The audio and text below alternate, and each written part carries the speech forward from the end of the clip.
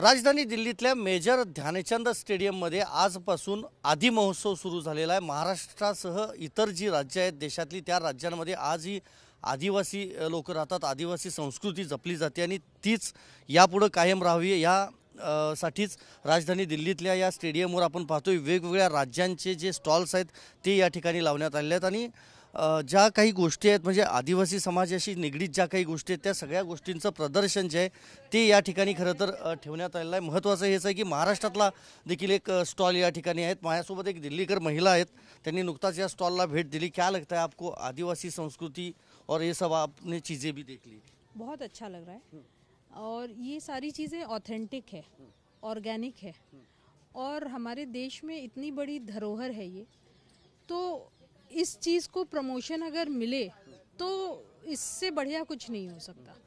और दिल्ली वासी होने की वजह से हम लोगों को ये ऑर्गेनिक प्रोडक्ट्स इतनी आसानी से मिलते नहीं और हम बाहर की चीज़ें ऑर्गेनिक देख के हम लेते हैं। इससे अच्छा कि हम अपने देश की चीज़ें लें और दूसरा जो ट्राइबल एरियाज़ हैं वहाँ के प्रोडक्ट्स को एक यहाँ पर प्रमोशन होता है, एक डायरेक्ट मार्केट मिलता है, इससे अच्छी तो कोई बात ही नहीं हो सकती। अगदी आपण पाहतोय ह्या स्टॉलवर खरं तर हळद आहे, तांदूळ आहेत, डाळी देखील आहेत, कुळती आहे वेगळ्या प्रकारची, त्याचबरोबर एक तांदळाची एक जात आहे ज्याचं नाव आहे जय श्रीराम आणि खरं तर ही महाराष्ट्रातलाच एक स्टॉल आहे। माझ्यासोबत या ताई आहेत, भंडारा जिल्ह्यातला हा स्टॉल आहे। काय काय वैशिष्ट्य आहेत, काय काय वस्तू आहेत? सर माझ्याकडे वनौषधी आहेत, जे ट्रायबल लोक आदिवासी लोक जुन्या काळापासून वापरत आलेले आहेत आणि त्यांचा कुठलाही साईड इफेक्ट नाही आणि नॅचरल पद्धतीने ते सगळ्या प्रोसेस केलेल्या असतात, तयार केलेल्या। तर माझ्याकडे हिरड्याची पावडर आहे जी खोकल्याकरिता आणि तुमच्या त्रिफळामध्ये असते, डायजेशनवर काम करते। त्याच्यानंतर ॲसिडिटी करिता आहे बेड्याची पावडर, ही ॲसिडिटीवर काम करते।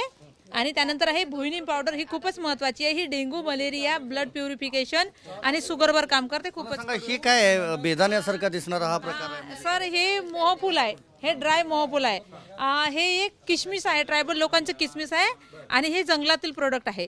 याच्यामध्ये खूप हे आहेत, याच्यामध्ये विटामिन्स युक्त आहे, हा सकस आहार आहे आणि जुने लोक आमच्याकडे ट्रायबल लोक होते ज्यांना खायला अन्न मिळत नव्हतं, त्या काळी ते हेच खाऊन जगलेले आहेत आणि यापासून वेगवेगळ्या वस्तू तयार होतात।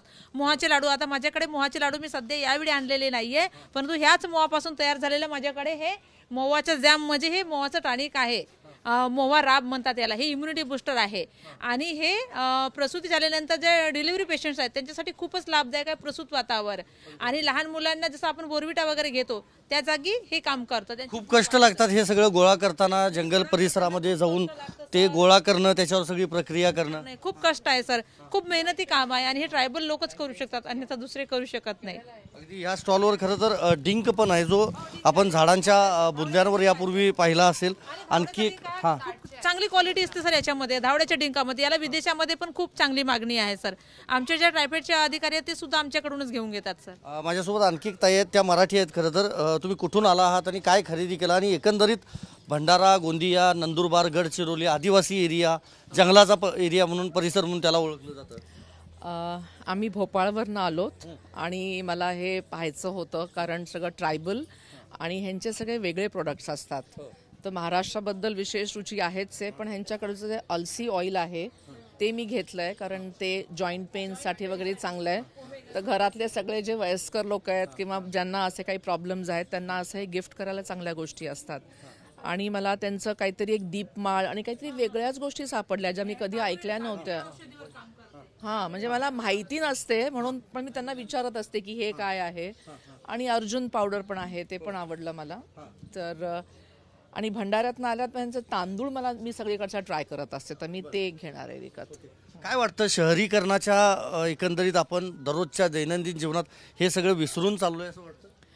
हो, आपण हे विसरून चाललोय आणि आपण तेच मॉलमध्ये जाऊन किंवा ऑनलाईन जे प्रोडक्ट्स विकत घेतो त्याच्यात ही माहिती नसते आणि हे प्रोडक्ट्स पण नसतात। हे एकतर ऑथेंटिक आहेत, हे लोक आपल्याला सांगतायत, यांचे पत्ते सगळे आहेत आणि मला वाटतं की हे ट्रायबल ग्रुप्सचा आपण पहिली प्राथमिकता देऊन त्यांचं घ्यायला पाहिजे. अगदी धन्यवाद आमच्याशी बोलल्याबद्दल. तर खरं तर आदिवासी संस्कृती समाज मोठ्या प्रमाणामध्ये आहे. देशातल्या अनेक राज्यांमध्ये हा आदिवासी समाज आजही पर्यावरणाचंही संरक्षण करतो, त्याचबरोबर जी जैवविविधता आहे ती देखील जपण्याचा प्रयत्न करतो. आणि म्हणूनच केंद्र सरकारच्या वतीनं हा आदि महोत्सव खरं जर आयोजित करण्यात आलेला आहे. देशाच्या राष्ट्रपती द्रौपदी मुर्मू यांच्या हस्ते या महोत्सवाचं खरं तर उद्घाटन झालेलं आहे. आणि महत्त्वाचं हेच आहे की देशभरातल्या सगळ्या राज्यांचे स्टॉल्स या ठिकाणी पाहायला मिळत आहेत. त्यामुळं राजधानी दिल्लीकरांसाठी ही एक पर्वणीच म्हणावी लागेल. व्हिडिओ जर्नलिस्ट राकेश कुमारसह मी संदीप राजगोळकर, TV9 मराठी, नवी दिल्ली.